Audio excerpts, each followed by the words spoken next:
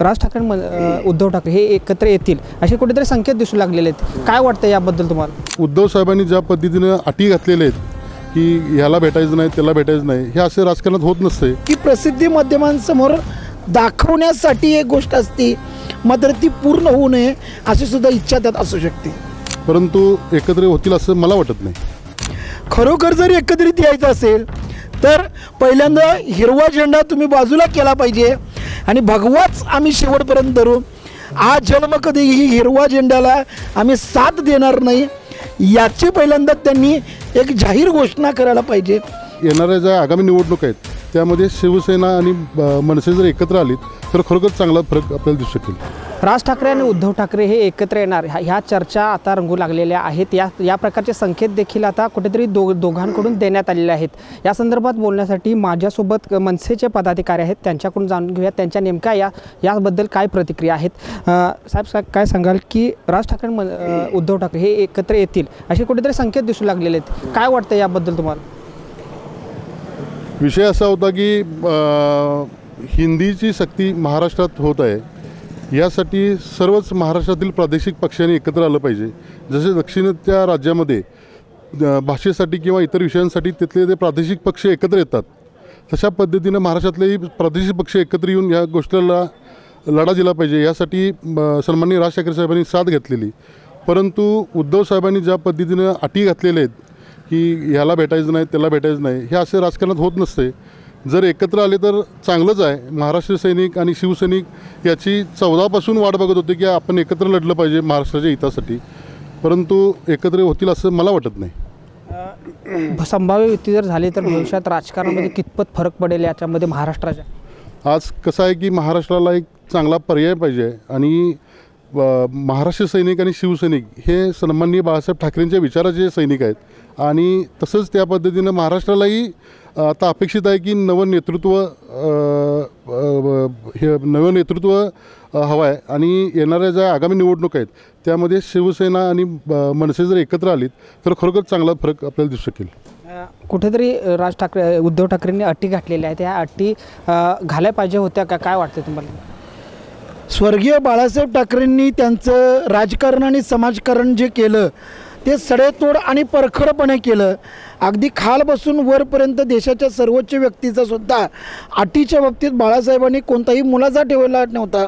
आणि स्वर्गीय बाळासाहेबांच्या अनुयायीपणानं राजसाहेबांनी तोच बाणा आज अखेर पुढे चाललं आहे.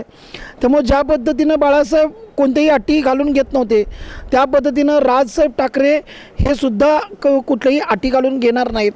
आणि आज जर का आपण प्रामुख्यानं बघितलं तर ज्या पद्धतीनं 2014ला राजसाहेबांनी साथ दिली होती त्यावेळेलाही विनाशर्त त्यावेळी आपण केलं होतं.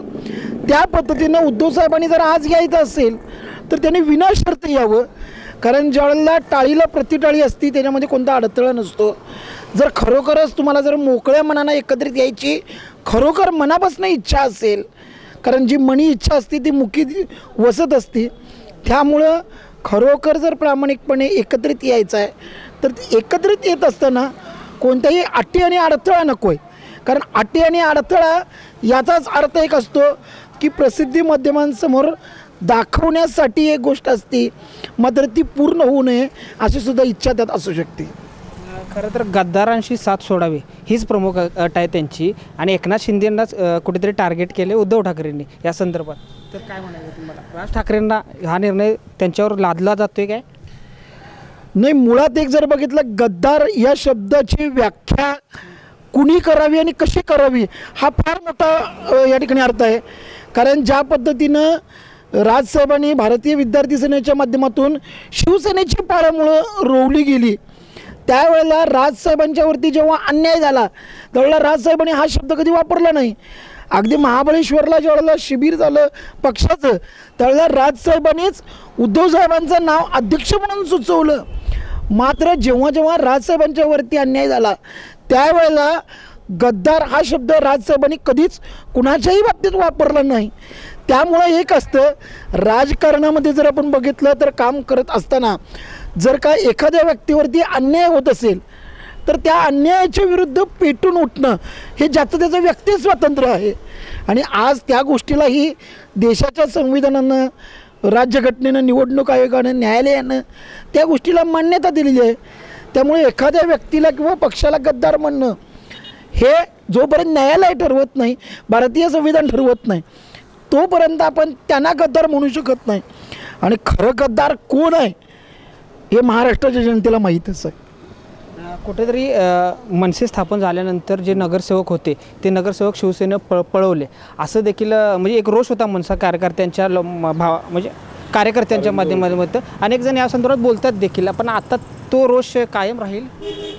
कसं आहे, आता त्या गोष्टीला बराच काळ गेलेला आहे, त्यामुळे तो थोडासा रोष असणारच आहे. कारण मुळात मुद्दा असा होता की पक्षाच्या चिन्हावर, महाराष्ट्र नवनिर्माण सेनेच्या चिन्हावर हे नगरसेवक निवडून आले होते. आणि ज्यावेळी सन्माननीय राज ठाकरे साहेबांनी पक्ष सोडला त्यावेळी बरेचसे आमदार, माजी खासदार नगरसेवक पक्ष सोडायला तयार होते. मात्र सन्माननीय राजसाहेबांनी त्यावेळी अशी कुठलीही घटना शिवसेनेच्या बाबतीत केली नव्हती. आणि शिवसेनेनं मात्र थोड्याच नगरसेवकांसाठी, थोडक्याच विषयासाठी महाराष्ट्र नवनिर्माण सेनेला खिंडार पाडलं. ती सल कायम महाराष्ट्र सैनिकाच्या मनात असणार आहे. संभाव्य युतीबद्दल तुम्हाला कितपत गॅरंटी वाटते, होईल न होईल काय? मी मगाशीच बोललो की 14 आणि 19चा अनुभव पाहता मला वाटत नाही, आणि उद्धवजींनी ज्या पद्धतीनं अटी घातलेल्या आहेत तर मला वाटत नाही की ही युती होईल. असं आपल्याला काय प्रतिक्रिया असेल यावर? युती होणं न येणं ही राजसाहेबांच्या आणि उद्धवसाहेबांच्या मनाची इच्छा आहे. महाराष्ट्र सैनिक म्हणून आम्हा सर्व सैनिकांची इच्छा आहे, ज्या पद्धतीनं या महाराष्ट्राला नवनिर्माणासाठी एका सक्षम नेतृत्वाची गरज आहे. आणि बाळासाहेबांच्या विचारांचे आणि कार्याचे खरे वारसदार हे राजसाहेब ठाकरे आहेत, हे नव्यानं सांगायची गरज नाही. त्यामुळं या महाराष्ट्राच्या नवनिर्माणासाठी राजसाहेबांच्या नेतृत्वामध्ये सर्व आदरणीय उद्धवसाहेबांनी व महाराष्ट्रातील सर्वांनी एकत्रित आलं तर ते चांगलं आहे. पण मी मगाशीच ज्या पद्धतीनं सांगितलं, राजसाहेब कोणत्याही अटी शर्ती मानून घेत नाहीत, कारण ते बाळासाहेबांचं रूप आहे. जिथं बाळासाहेबांचं रूप नसेल ते विचारांशी आणि तत्वांशी तडजोड करतात. आजपर्यंत राजसाहेबांनी कधी हिंदुत्वाशी तडजोड केली नाही, कधी हिरव्यांची माळ, कधी हिरव्यांचा झेंडा हातात घेऊन निवडणुकीला सामोरे गेले नाहीत. त्यामुळं आमचं एक म्हणणं असेल, खरोखर जर एकत्रित यायचं असेल तर पहिल्यांदा हिरवा झेंडा तुम्ही बाजूला केला पाहिजे आणि भगवाच आम्ही शेवटपर्यंत धरू. आज जन्म कधीही हिरवा झेंड्याला आम्ही साथ देणार नाही याची पहिल्यांदा त्यांनी एक जाहीर घोषणा करायला पाहिजे. आणि तरच या गोष्टींचा विचार होऊ शकेल. आणि तदनंतर आम्हाला असंच वाटतं की महाराष्ट्र नवनिर्माण सेना सद्यस्थितीला खूप सक्षम आहे. कोणतीही सत्ता नसताना, निवडणुकीमध्ये दारुण पराभव झाला असताना, एकीकडे सत्ताधारी पक्षांना प्रचंड पैसा आणि प्रचंड ताकद असूनसुद्धा आज मुंबईचं BKC मैदान भरत नव्हतं. त्याच राजकीय भुईसपाट झालेल्या महाराष्ट्र नवनिर्माण सेनेच्या गुढीपाडवा मेळाव्याला शिवाजी पार्क स्वयंस्फूर्तीनं पूर्ण गर्दीनं भरून गेलं होतं. ही महाराष्ट्र नवनिर्माण सेनेची ताकद आणि पोचपावती आहे, जे या महाराष्ट्रात कुठल्याही पक्षाकडे नाही. त्यामुळं इथून पुढे जर महाराष्ट्रात व्हायचं असेल तर 2029ला राजसाहेबच मुख्यमंत्री होणार. त्याच्यासाठी ही अट मान्य करून जर कोणी आमच्यासोबत येत असेल तर आम्ही त्यांचं स्वागत करतो. तर नक्कीच बघितलं, मराठी माणसाच्या हितासाठी, मराठी माणसासाठी दोन्ही बंधू एकत्र येऊ शकतात. मात्र कुठेतरी अटी आणि शर्ती घातल्या तर याबाबत, या युतीबाबत साशंकता निर्माण करण्यात येते आहे. माझ्यासोबत होते मनसेचे पदाधिकारी राजू दिंडोरले साहेब आणि प्रसाद पाटील साहेब. कॅमेरामॅन केतनसह मी रविराज, तारा न्यूज, कोल्हापूर. बाळ, फ्रीजमधून श्रीखंड काढ ना. आम्ही पूर्वी घरीच बनवायचो श्रीखंड, त्याची चवच वेगळी होती. आता काय सगळं रेडीमेड. आजी, हे श्रीखंड खाऊन बघ.